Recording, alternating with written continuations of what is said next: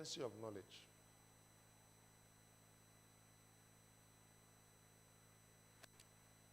Because society teaches us that all you need is to go to school. And yet, we don't even have, at the basic level, enough infrastructure to be able to employ as many people as are churned out from these mass reproductive institutions. That's one. Two, many people are encouraged to go into becoming entrepreneurs, to invade the tech space and all of that and begin to build. But even then, to be able to extract the value that comes from initiating a course takes time, a lot of effort, and sometimes takes you out the conventional horizon of the formal educational system. So someone now asks, if I have to train myself, if I have to pioneer a dimension outside of the conventional zones of our formal academic systems, what is then the need of going to school? Why not just read, write, and then, see how you can develop yourself to the point that you can pioneer something that becomes self-sustaining and develops into a structural edifice that can add more value to mankind? Why not think in that direction? Are you with me? Because we know that people go to school and they graduate and there are no jobs. And not everyone is meant to be a pioneer of some sort. Not everyone is meant to start something of theirs, all right? But you now realize that people want to start something because they are tired of the system. And so they go against their nature to initiate something. And in most cases, if you're not configured to be like that, you cannot be successful. And so as a result of that, people wallow in mediocrity and confusion because they don't understand how to navigate the tide of conventional culture and bring out their uniqueness. Our parents still tell us, go to school, you have to go to the university, and all of that. Even when people are not able to get jobs, and it is clear that the educational system, people who graduate from those systems, many of them are losing jobs, even with the advent of artificial intelligence today. Parents don't think, I send my child to an artificial intelligence engendered school, especially if my child is interested in tech. They tend to want to force their children to still go to the same formal education system. In other words, there is something change that tends to be, that conformity tends to be so easy. And as a result, many people are living out a shadow of themselves, and we continue to complain over and over again about the fact that we need solutions in society. And we keep looking at our political elites most of the time, who are victims of the same systems that are ineffective in establishing the solutions that we need. All right? Question: why are people not asking questions? One, because of the principle of survival.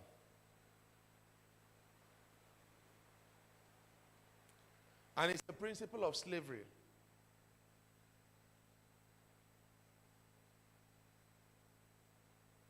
When people are enslaved, they make excuses for their decapitations and dwell in perpetuity in mediocrity. But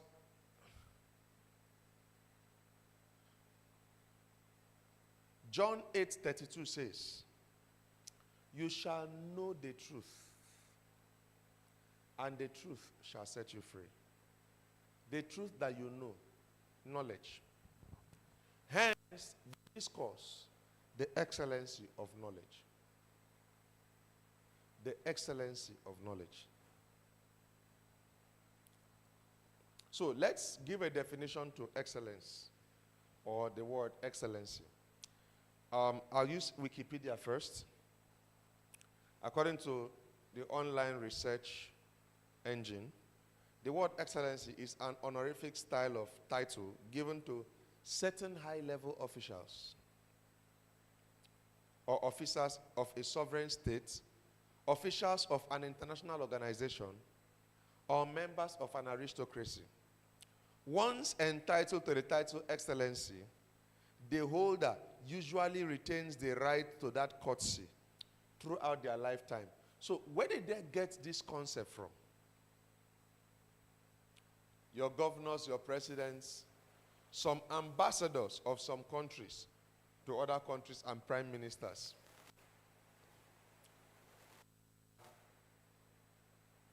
Honored with the title of excellency. Bishops in the Roman Catholic Church are called most reverend excellency. The essence of adding the most reverend is to distinguish them from civil excellencies. So they have to put that clause to show that these ones are of the clergy. And so governors, ambassadors, high-ranking ecclesiastics, and heads of international organizations. There are organizations affiliated to the UN that have representatives over countries that in the ranking of government are equivalent to secretaries of state of countries, and they address them as excellencies.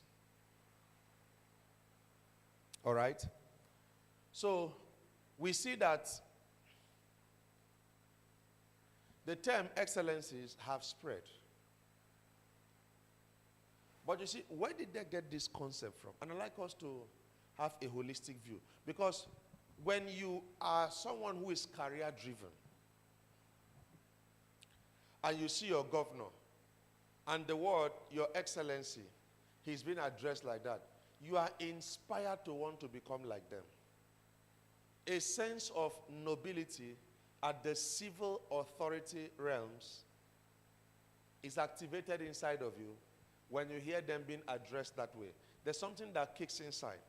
Now, the first thing that comes to your mind is you begin to think that it is by excelling in the academia that will take you to that place. And truly, many of them who are given portfolios in that regard, in their order, you know, that's another word we are going to look into, order. They are chosen from the days of the academic world.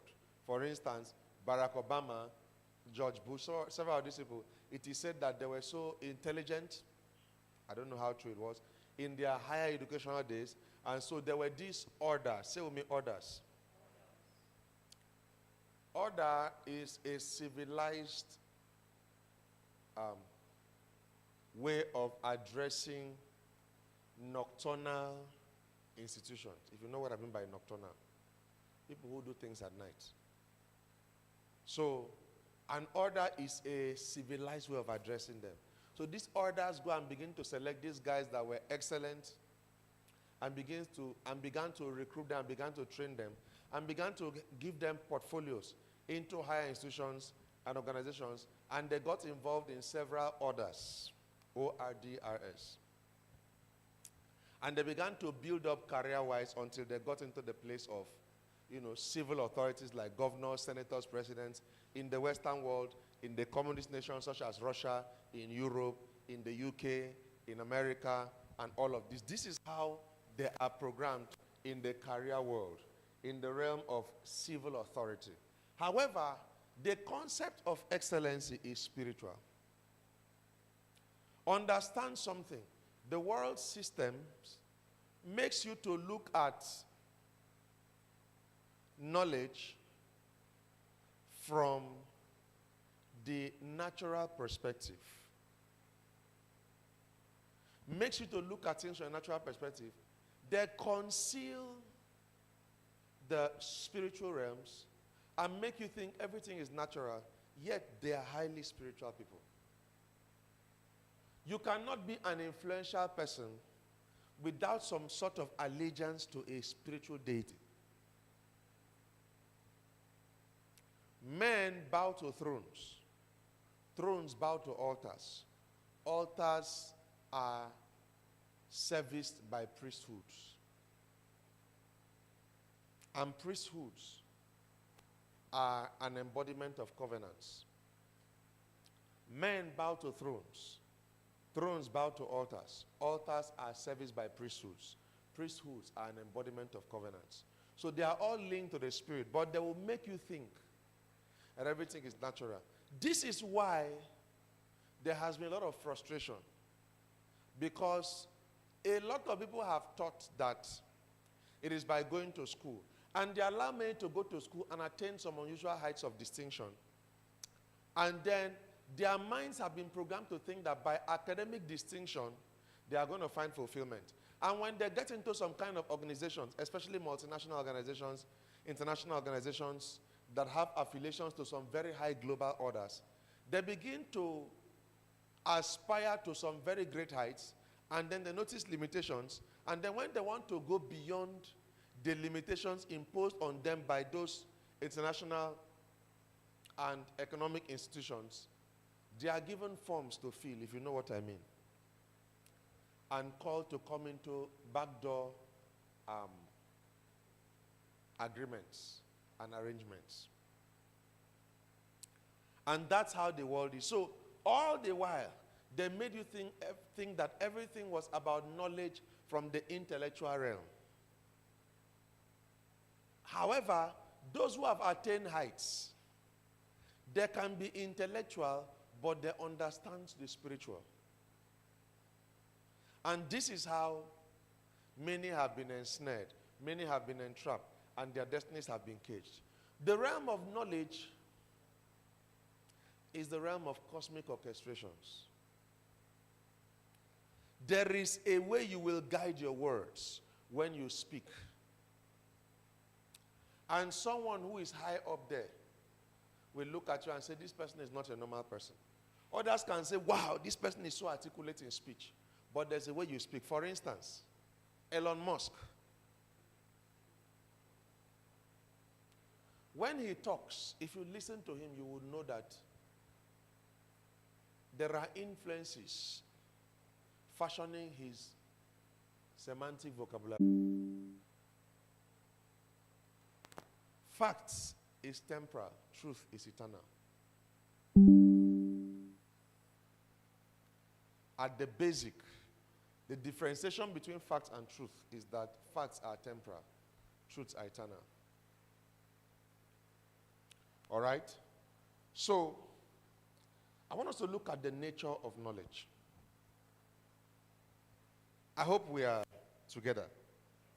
I'm trying not to be too fast because this is deep.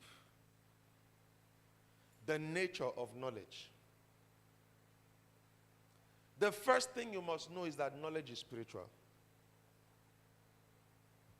Do you know something?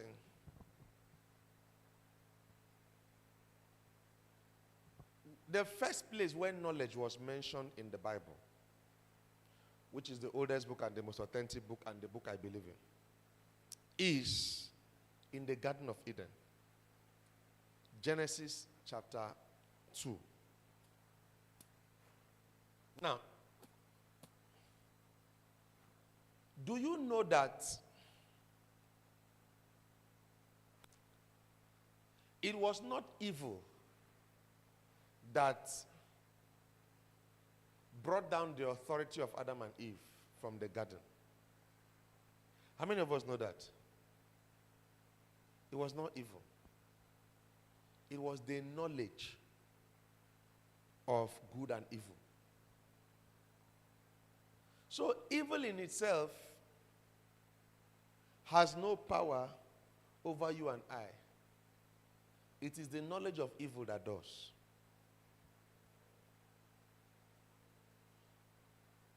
Are you with me? Therefore, knowledge is the spiritual vehicle that captures several realities of the cosmic realm to have interplay in the natural realm. It's a spiritual vehicle that captures the several realities of the spiritual realm to have interplay in the natural realm. Therefore, knowledge is spiritual. For instance, if you look at the writings of Paul, he said something. I think in the book of Romans. I cannot go into that right now. But he established the fact that if somebody does not know evil, if somebody does not know knowledge of evil, and the person does it, then it was not counted to their charge because there was no knowledge of it. Even though it was actually sinful, but because they had no knowledge of it, they could acquit themselves. But the power of the conscience is activated by the knowledge of knowing the difference between good and evil. That's why a baby can come in here and do some things.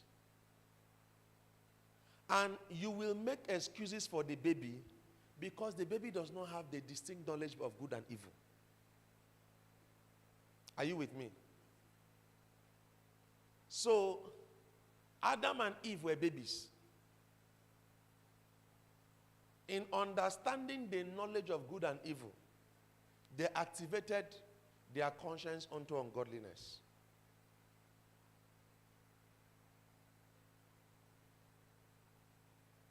Baby husband and baby wife.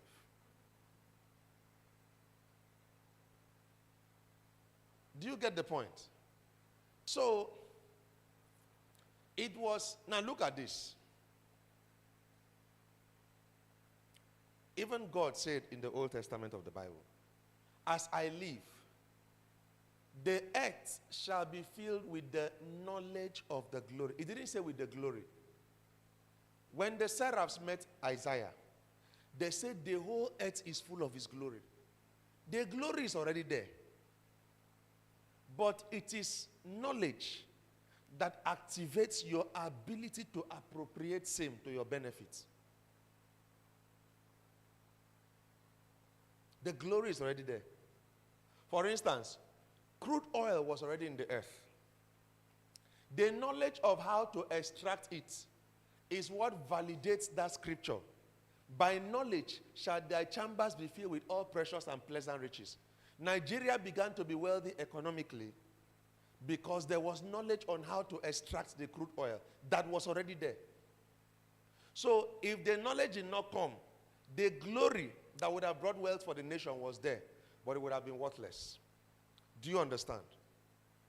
So knowledge became the spiritual engine that is appropriated in the mental landscape to be able to extract value and convert the value for the sake of maximization of its use towards the benefit of mankind. Did you hear what I said?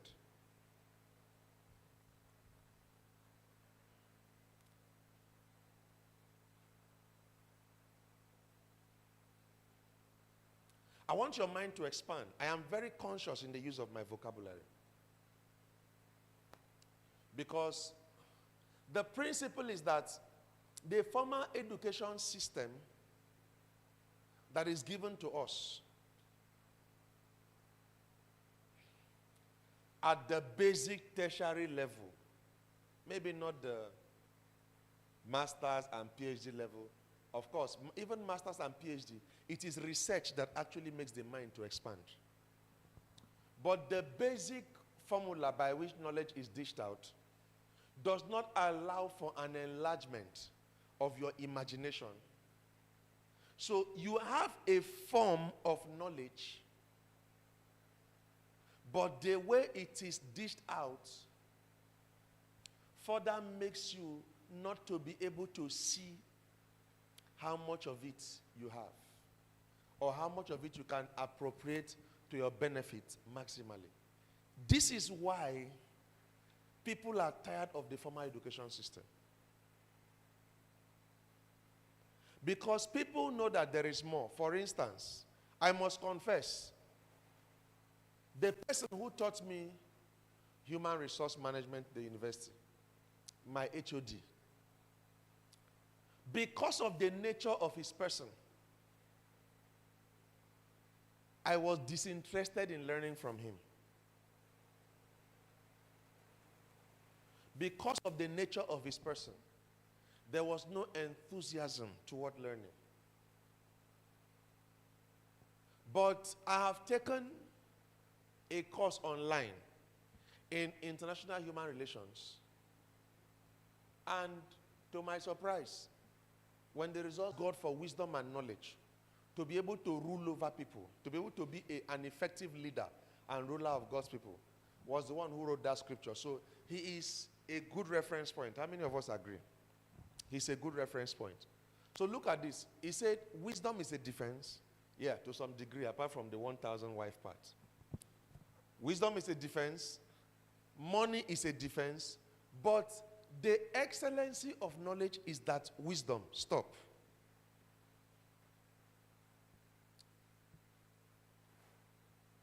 The excellency of knowledge is that wisdom does something.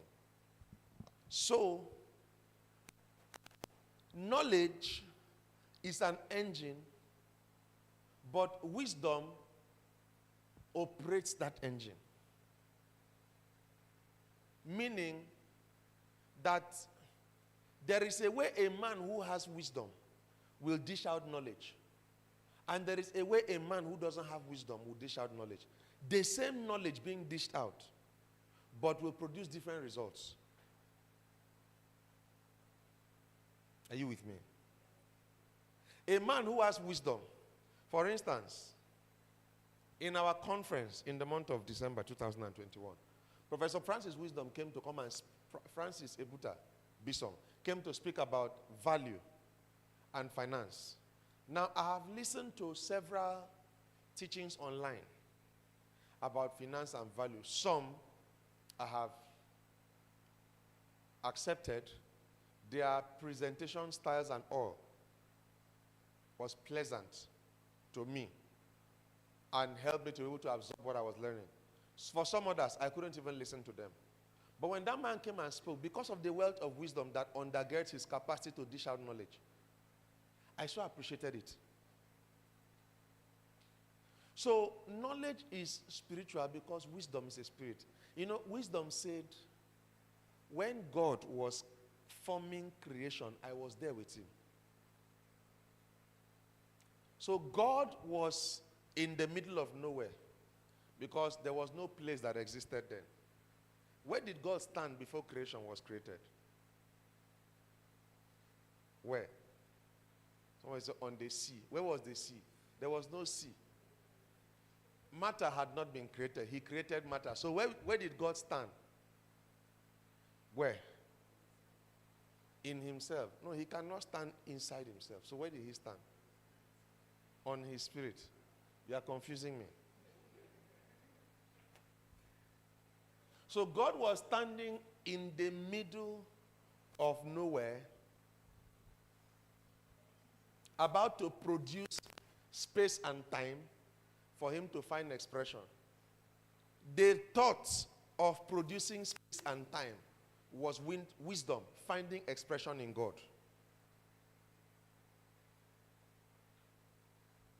Because space and time was the knowledge that wisdom could produce that was required to be an environment that will be able to allow for the expression of celestial and terrestrial traffic.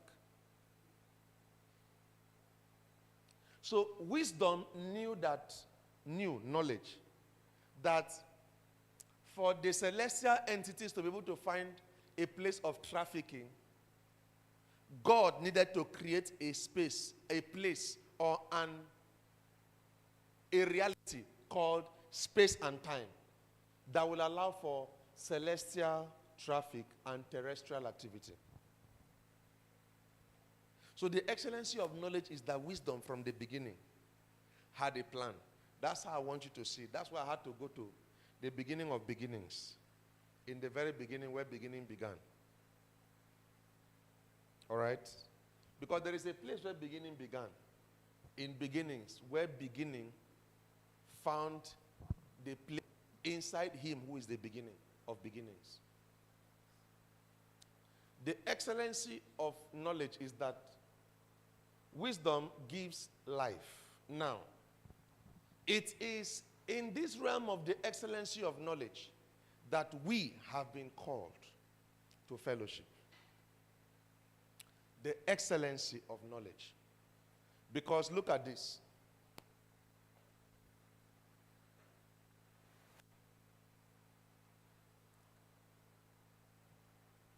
Knowledge does not give life. You know, the Bible never said wisdom, knowledge is a tree of life. But it said wisdom is a tree of life. So look at this now. There was the tree of the knowledge of good and evil. And then there was the tree of life. I want us to expand our minds. I've written so much, but I don't know if I'll be able to touch even 20% of what I've written down today. I want us to expand our minds. The excellency of knowledge is that wisdom gives life to them that find it. There was the tree of life. There was a tree of knowledge of good and evil. Now, if they ate of the tree of life, they would have had a superiority mindset that would have made them to live above the tree of the knowledge of good and evil, that they will not need to know evil by experience. But they will know evil by a superior consciousness of the reality of the one who is above evil. That is why God knows evil not by experience, but because he is life. Now, the academia and the formal education systems shapes our paradigms of thought around appreciating knowledge, but not the excellency of knowledge, which is the wisdom of God, that is the tree of life. So what happens is that anybody who is not so spiritually inclined in light, but is just given to noble aspirations towards great heights of achievement in this life, your greatest reference point will be expressions of the tree of the knowledge of good and evil embodied in men. The best of your aspirations will be aspiring towards the expressions of the tree, the tree of the knowledge of good and evil in men. This is why a lot of the people we call stars, if you see them in their private life, they need a lot of packaging to look responsible and to be broadcasted. Because once it is not powered by life, it is powered by the tree of, once a person's reality is not powered by life, but powered by the tree of the knowledge of good and evil, there will always be things to conceal. And that place of concealment will always be the gates through which there will need to always be backdoor arrangements to keep the packaging that is purported before the masses to look pleasant, and yet there is, I'm talking from somewhere. I want us to understand. If you go online in recent time, you will see a lot of things about the King of England and his wife and a lot of things. The way they are playing out those stories you will see that a lot of things are being concealed. And yet, those people, as monarchs in the earthly realm, bestow the honor of excellencies on people. So when the world says excellency, what does it mean? So His Excellency, the President of South Africa, Nigeria, Senegal, Ghana, say, wow, I want to be a president. Great. What does it mean when God says, for as much as thou hast been forsaken, Isaiah 60:15, that men, 67, that men will not go through you.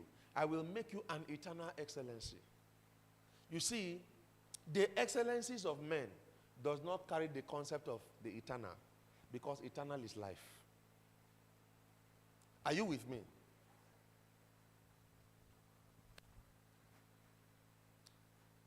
So the subject of the excellency of knowledge, I believe this is what Daniel, Shadrach, Meshach, and Abednego were given to study, that made them to be distinguished above the excellencies of their time. Because they became 10 times better than the people that taught them.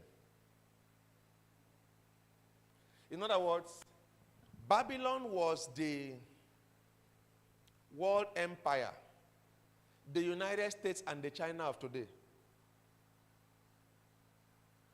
These guys became 10 times better. Now, when they say 10 times better, don't look at it as 10 times better than just their teachers.